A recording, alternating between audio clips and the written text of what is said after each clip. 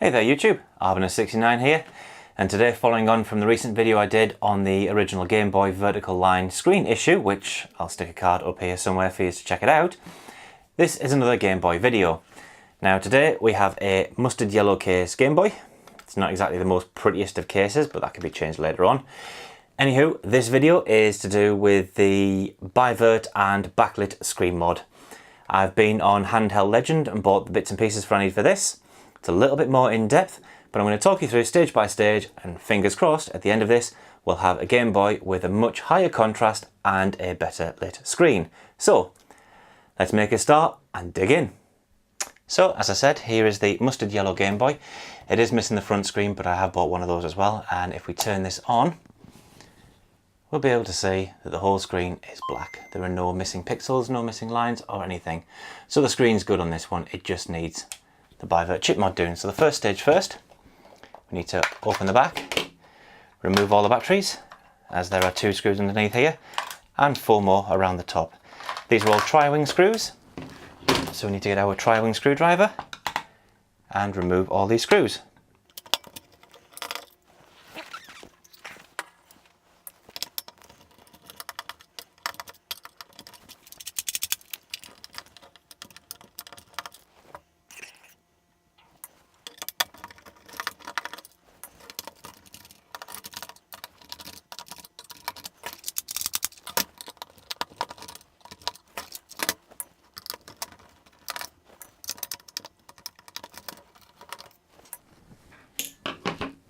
Now once you've got this open, if you flip it over, carefully open it up. As I said before, you'll see there's the ribbon cable that attaches the front and back together. This is just a push fit cable. So if we undo this and gently just slide it down, it just pops out. Now we'll set the back to one side for a minute, as we don't need that. Next thing we need to do, inside here there are a number of Phillips screws, so we need to remove those as well.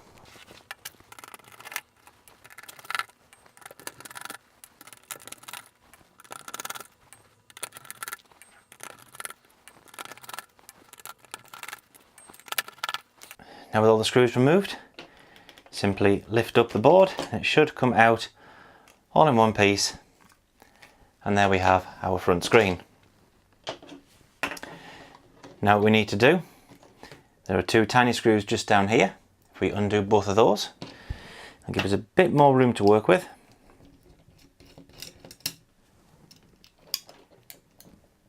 Get rid of that. Come on. There we go. I'll remove this off here and pop that to one side. Now we need to lift this screen out, so if we get a plastic spudger, put up in the top here and carefully lift out. So now we need to prise the screen up as it's stuck down to the back. Use a plastic spudger for this once we've done. Be very, very careful. As I'll show, get a close up of this. It's just underneath here, if I get a bit more light in, we can see there's a second ribbon cable just underneath the board at the back side, just down here.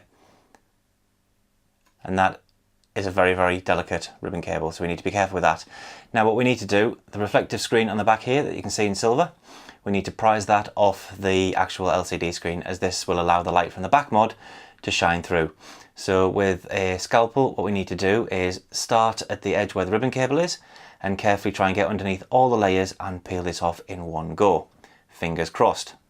So with the scalpel, just gently work it in under the edge here and lift, and just gently keep repeating until you can get a little start, and then with your fingers gently pull this back. Try and get all the layers at once and work through. But be very, very careful of this ribbon cable here. Right, as you can see, I've made a start on mine. I'm having to start from the opposite side, and you can see the gold film's coming off on the backing. However, the glue is really, really strong on this. So I would advise taking time, patience, and just a little at each time. Just bear in mind, you do not want to break these ribbon cables. So just peel a little bit and work your way down the screen bit by bit. Right, I'll get back on with this. So once you've done and peeled it off, you'll be left with what was the silver reflective backing strip in one half and a completely clear Game Boy screen on the other. Now it will have sticky residue on the back, so just with a cotton bud, clean it down carefully with a bit of isopropyl alcohol, wiping it off, and it'll eventually all come clean. Right, now with this kit for the Bivert, we've got the polarizer, the backlit screen, 2 wires. Now this model here has the resistors already soldered onto the actual little pins here. So what we need to do now is connect the wires up to the board, slot it underneath our screen, make sure we get the polarizer correct, and solder these wires to the board. So let's start by tinning these pads. So as we fire our soldering iron up, get a little bit of solder on here, and we will tin both these pads. Now my soldering skills are not the best, so don't judge me on this. 1, 2. And now we'll get these red and the blue wires attached to the positive and negative. We'll attach red to positive.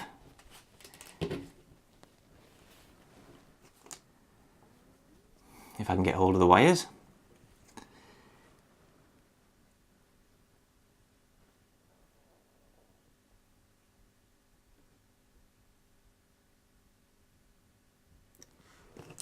Like so.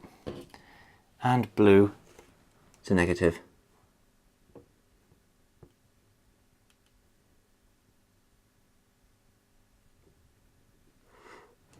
There we go. So this needs to go underneath the original Game Boy screen. Now if we look underneath here, you'll see the little peg here and the white board here. This is where this little bit sits through here. So I'm going to snip this off. I've just tried to test fit. It does fit, but I think with this off it'll fit a little bit better. So I'm going to get some flush cuts.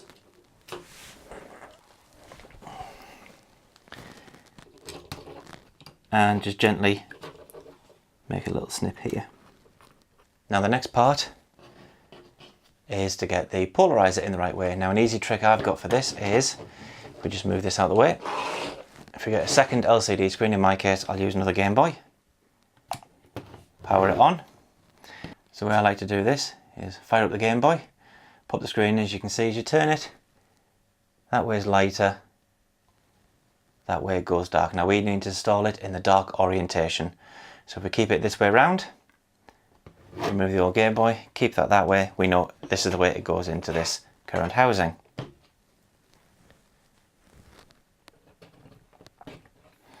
So we need to peel the films off this. So keeping it in the right orientation.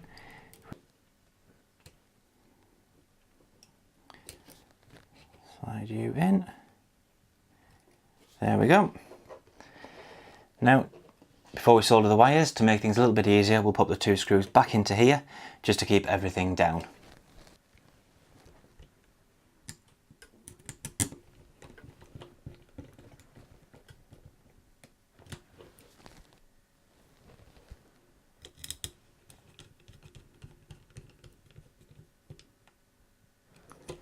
There we go. And that's the installation of the backlit done so far. Now we need to connect the red and the blue wire to the positive and negative terminals on this capacitor here. So again, we're going to need our soldering iron. Right, the backlight requires power, so we're going to take the negative wire and this capacitor just down here. I'm going to take the pin right there on the right hand side and we'll tap that for the negative. So we'll get that soldered in now.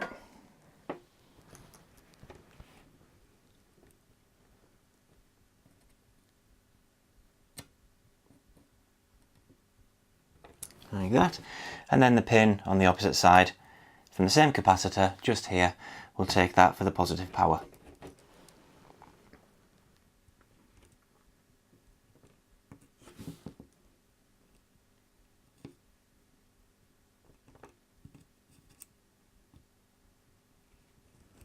Like so. And then because there's enough room around the back, we're going to tuck these wires through the hole at the bottom. from there like so. Tuck the wires up through that hole and just leave them at the back here. Now, before we close everything up, let's hook this up to the back bit. So we'll need to connect the ribbon cable back. Let's pop you in there. Oops, come on.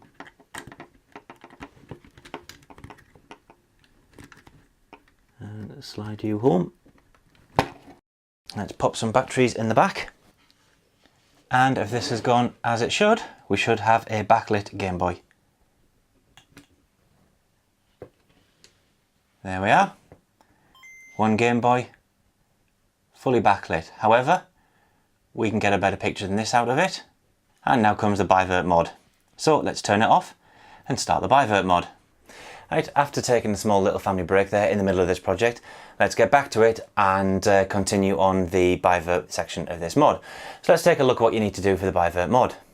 So looking at the Bivert mod, we've already completed the Game Boy backlit screen. If you do want to stop, that's fine, stop here and you can take it away and use it as it is. However, with the Bivert mod, you do get inverted pixels, which gives a sharper, crisper image. So let's take a look. You get the Bivert chip. This is all from Handheld Legend Gaming, which is handily being soldered onto this board, which makes life a little bit easier. There's 2 pins at the bottom here you need to solder and a ground wire, and these 3 holes are conveniently placed on the board, ready to connect up to the logic board at the top here, and you also get this ground wire. So what we need to do is, I think it's pin 6 and 7, I shall double check, across the top here we need to desolder, and that's where they connect onto this. So let's get this set up ready for going, and we'll take a closer look. So that's the chip rested in place. As you can see, it is pin 6 and 7 we need to desolder here, and these 3 holes conveniently line up with the solder joint underneath. Now you may need to use a pair of flush cutters to trim these joints underneath, particularly this one here. Get it smooth so that it fits better and sits better on the board, and this one may need trimming as well. So with that done, we need to desolder these 2 pins here with a bit of wicking. We'll get to that and we'll get starting to do the Bivert mod. So now we're ready to desolder pin 6 and 7 from this side of the board. We have our desoldering wick to hand, and we just need to get in, rest the wick across the 2 pins, apply the heat, and the wick should draw the solder up.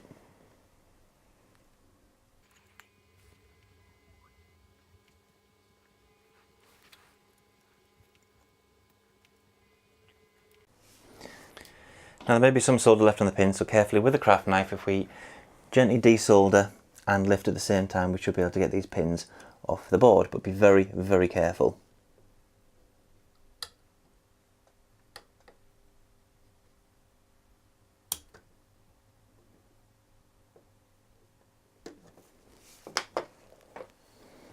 Okay, that was trickier than I was anticipating. However, I've managed to get the craft knife underneath both pins, and they are both now desoldered and lifted from the board. So what we need to do now is, with our Bivert chip, we will tin the contact and the ground and rest this in place. And what I may do, because the joints on here will be old, I'll probably put a bit of flux on the actual pre-existing solder joints I need to melt through onto this. So let's put the chip in place rather, and have a look how it sits. That's going to sit like that. So that's the chip rested in place there.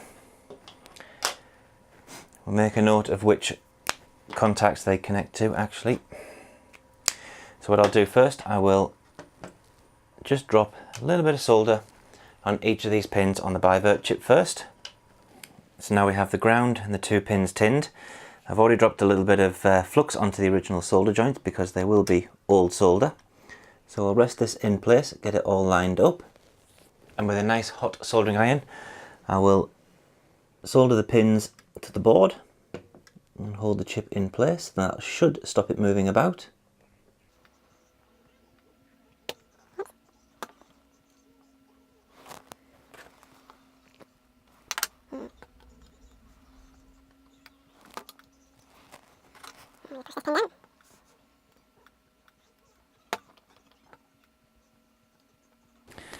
Now the chip has a little bit of give on it, so what I'm going to do on mine is just use a pair of cutters to apply pressure and keep it held down over, just while I get this one soldered on here.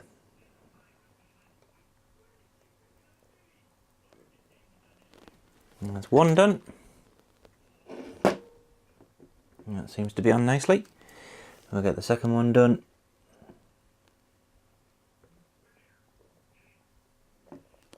Run that solder in, and the third one.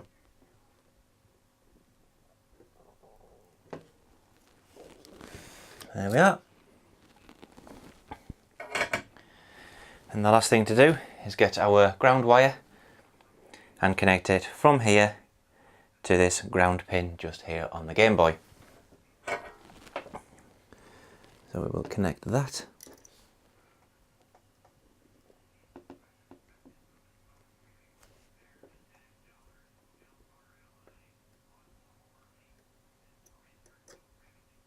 On there like that. Bend this round and connect this onto here.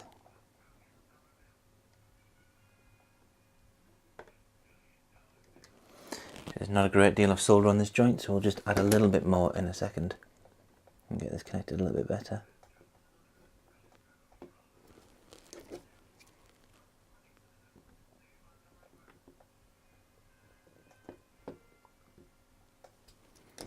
There we are.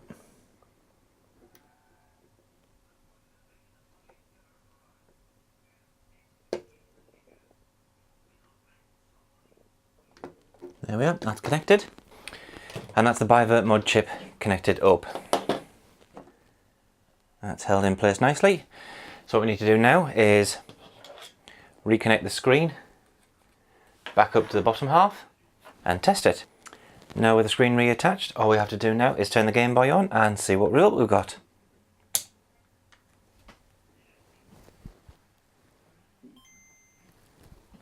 Now wait a second. Something looks a bit wrong, and that would be because of the Bivert chip. It's doing exactly what it's supposed to do, which is invert the pixels. Any on pixels are now off, and any off pixels are now on, which is why the screen looks reversed.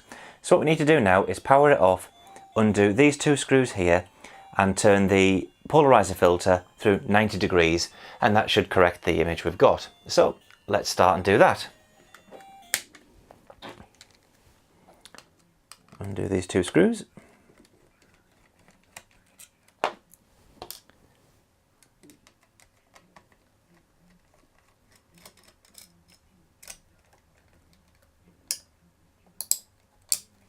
There we go. If we carefully lift the screen up, get hold of the polarizer. There it is. Pull it out, and if we rotate this through 90 degrees, like so, and slide that back in again.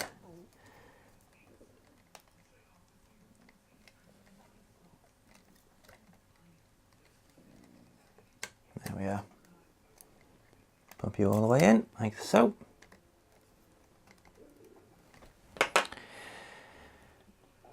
And before we screw the screen down, we'll just turn it back on and have a look, and we should have a much better image now. There we are, the screen looks how it should. And we can see a much clearer image now than before on the original Game Boy, and that is the Bivert mod installed. All it's to do now is to connect the entire Game Boy back together again, put the case on, and we're good to go. So I'll reassemble it and then we'll come back to it. So now we need to put the Game Boy screen and front housing back into the original case. So simply flip it over, like so. And as before, locate the speaker in, pop the screen down on top of the pins, and it should just fall into place. Come on, like so. And then with the screws you set aside before,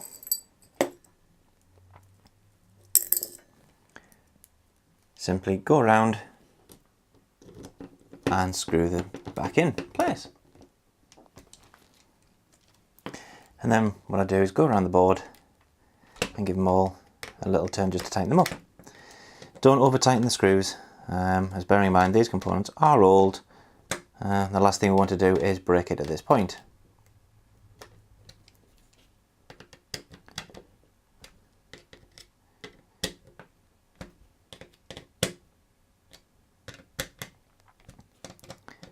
There we go. And I've already attached the new fascia plate to this Game Boy. So the last thing to do now, bring in the back half, is connect the data cable back up to this port, which again, as we took it off, simply just push fits on. You offer it up, slide it on, and push, and that slides into place. Now, the wires on the back here, if we just flatten those down, there's loads of room back here. So when we put this back together, give the cable its twist, offer both parts together, and they should go together fairly easily if we get this cable bent properly, like so. There we are. And the last thing to do, take these batteries, that one and that one, so we can get to the screws. We need our tri-wing screwdriver, and we will put these back into place.